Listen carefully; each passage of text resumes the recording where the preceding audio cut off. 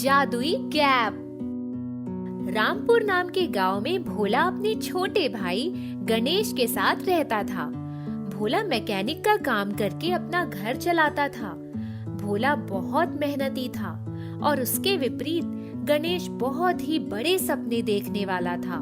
एक दिन अचानक भोला की तबीयत बहुत बिगड़ जाती है। भैया, आज काम पर मत जाओ, तुम्हारी हालत ठीक नहीं लग रही मुझे। अरे पगले, अगर मैं काम पर नहीं गया तो आज तो भूखे ही सोना पड़ेगा। तुम घर पर आराम करो, मैं कहीं से कुछ दवाइयों और खाने का जुगाड़ करके लाता हूँ। गणेश भोला के मालिक के पास जाता है। सेठ जी, मैं भोला का भाई, उसकी तबीयत बहुत खराब हो गई है, हमें कुछ पैसों की मदद करें।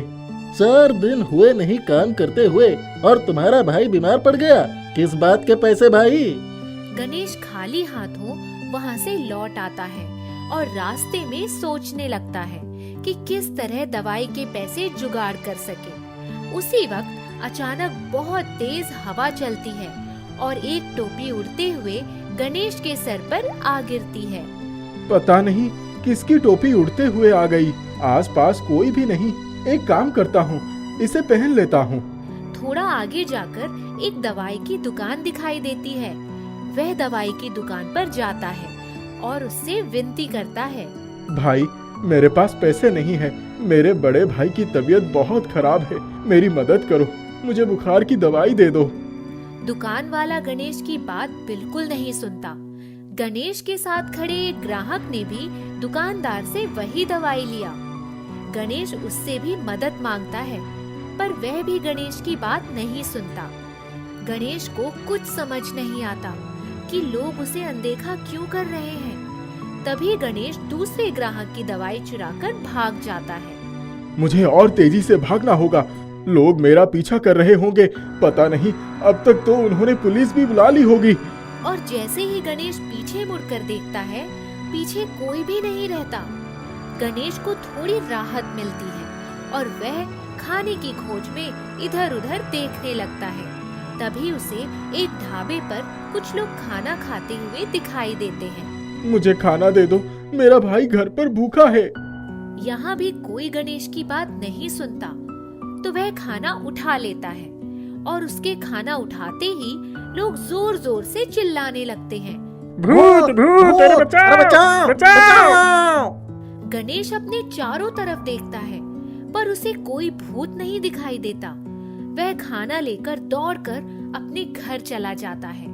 घर आकर आज हुई घटना के बारे में सोचता है और तभी शीशे पर उसकी नजर पड़ती है और वह खुद को शीशे में नहीं देख पाता। गणेश बहुत घबरा जाता है। ये सब क्या हो रहा है? कहीं मैं मर तो नहीं गया? आज सुबह तो सब मुझे देख रहे थे, अचानक क्या हो गया? गणेश अपने हाथों से अपने शरीर को छूता है और तभी उसके हाथ उसके सर के टोपी पर पड़ते हैं और जैसे ही वो टोपी उसके सर से नीचे गिर जाती है, वह शीशे में खुद को देख पाता है और फिर टोपी को पहनता है और गायब हो जाता है। ओ तेरी, ये टोपी कर रही थी, मजा आ गया। गणेश भोला के कमरे में जाता है। भैया देखो, मुझे ये जादुई टोपी मिली, इसे पहनते ही मैं गायब हो गया और तुम्हारे लिए दवाई और खाना ला पाया। हम इस टोपी से बहुत पैसे कमा सकते हैं। भगवान ने तुम्हें ये टोपी दी है, इसका मतलब यह नहीं कि तुम कोई गलत काम करके पैसे कमाओ। आपने जिंदगी भर इतनी अच्छाई की और उसके बदले किसी ने आपके लिए दवाई को पैसे भी नहीं दिए। मुझे कोई मतलब नहीं, मैं आज ही बैंक जा रहा हूँ और बहुत सारे पैसे लेकर ही आऊंगा। रात होते ही गणेश बैंक में चोरी करने चला जाता है। बाहर खड़ा चौकीदार उसे देख नहीं पाता और वह ताला तोड़कर अंदर चला जाता है। सारे पैसे, सोना चांदी लेकर जैसे ही वह गेट पर पहुंचता है, वह देखता है कि बाहर पुलिस, गांव वाले और भोला भी खड़े हैं। अरे, यहाँ पुलिस कैसे? कोई बात नहीं, ये सब मुझे देख नहीं सकते, इसलिए मैं यहाँ से आराम से भाग सकता हूँ। नहीं गणेश, हम सब तुम्हें देख पा रहे हैं। ऐसा कैसे हुआ? अभी तो गायब था। तुम्हारे लालच ने तुम्हें फंसा दिया। ये टोपी तुम्हारी बस तब तक मदद कर रही थी जब तक तुम्हारा इरादा किसी की मदद करने का था। आज जब तुम चोरी करने के इरादे से अंदर आए, यह जादुई टोपी का जादू खत्म हो गया। कमरे में तुम साफ साफ देखे जा सकते थे और बैंक के मालिक ने पुलिस को फोन कर दिया। गणेश को चोरी के इल्जाम में 6 महीने की जेल की सजा सुनाई जाती है। जादुई टोपी भोला के पास रह जाती है, जिसकी मदद से वह छोटे मोटे जादू का खेल दिखाकर पैसे कमाने लगता है। एक दिन भोला जब जादू दिखाने के लिए निकल रहा था कि अचानक बहुत तेज हवा चलती है और टोपी उड़ जाती है। चलो, सही हुआ। जिसको जादुई टोपी की जरूरत होगी ये उसके पास चली गई। जादुई साबुन। रामलाल और सुधा अब बूढ़े हो चले थे। अपनी सारी जिंदगी उन्होंने जो भी कमाया सब अपने दोनों बेटों के परवरिश में लगा दिया। अब उनके बुढ़ापे का सहारा उनके 2 बेटे ही थे, लेकिन दोनों बेटे अपनी जिंदगी अपने तरीके से जीना चाहते थे। क्या माँ, रोज ये सूखी रोटी बना देती हो, मुझे नहीं खाना है। सूखी रोटी मेरे गले में फंस जाती है। बेटा, अब मेरे शरीर में इतनी ताकत नहीं रही। अब मुझसे काम नहीं होता। मैंने अपनी जिंदगी में जो भी कमाया है वो तुम दोनों के परवरिश में लगा दिया है। दो जवान बेटे घर पर है, फिर भी बाप को काम करना पड़ रहा है। अरे कुछ तो शर्म करो, तुम लोग कुछ काम तो कर लो। अब हमसे खेती तो होने से रही, हम शहर जाकर कुछ नौकरी कर लेंगे। हाँ, वैसे भी आप दोनों के पास हमें देने के लिए कुछ है नहीं। तुम दोनों यहाँ से चले जाओगे तो मुझे और तुम्हारी माँ को कौन संभालेगा? वो सब आप लोग देख लीजिए। अगले दिन रोहित और राज घर से बचा हुआ सारा पैसा लेकर शहर चले जाते हैं। रामलाल और सुधा घर में अकेले रह जाते हैं। उनके पास सिर्फ एक टाइम का खाना होता है। सुनिए, घर में बस एक टाइम का चावल बचा है। आप जंगल से जाकर कुछ लकड़ियाँ ला दीजिए, हम लोग नमक और चावल खा लेंगे। हे भगवान, बुढ़ापे में क्या दिन देखने पड़ रहे हैं। रामलाल जंगल जाकर अपने कांपते हाथों से लकड़ियां काटने लगता है, लेकिन शरीर में ताकत नहीं होने की वजह से उसे लकड़ी काटने में बहुत मुश्किल हो रही थी। तभी रामलाल को किसी जानवर के बच्चे की चिल्लाने का आवाज आई। अरे, यह किसी जानवर के बच्चे की आवाज लगती है। ऐसा मालूम होता है वो किसी तकलीफ में है। मुझे उसकी मदद करना चाहिए। रामलाल इधर उधर घूमकर उस आवाज का पीछा करने लगता है।